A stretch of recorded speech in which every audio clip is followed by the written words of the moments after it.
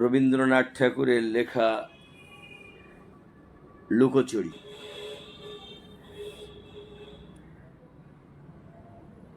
আমি যদি দুষ্টুমি করে চাপার গাছে চাপা হয়ে ফুটি, ভোরের বেলা মাগো ডালের পরে কচি পাতায় করি লুটোপুটি, তবে তুমি আমার কাছে হারো, তখন কি মা চিনতে আমায় পারো?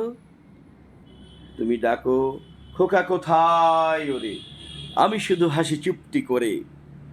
যখন তুমি থাকবে যে কাজ নিয়ে, সবই আমি দেখব নয়নে মেলে।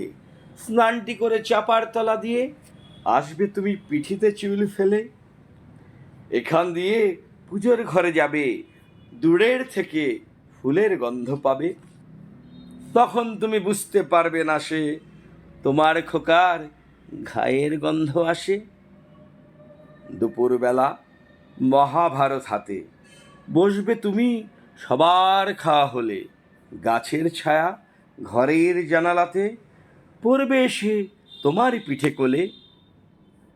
আমি আমার ছোট্ট ছায়াখানি দোলাবো তোর বইয়ের পরে আনি। তখন তুমি বুঝতে পারবে না সে তোমার চোখে খোকার ছায়া ভাসে। সন্ধেবেলায় প্রদীপখানি জেলে যখন তুমি যাবে গোয়াল ঘরে, তখন আমি ফুলের খেলা খেলে টুপ করে মা পড়ব ভুয়ে ঝরে। আবার আমি তোমার খোকা হব, গল্প বলো তোমায় গিয়ে কব। তুমি বলবে দুষ্টু ছিলি কোথা, আমি বলবো বলবো না সে কথা।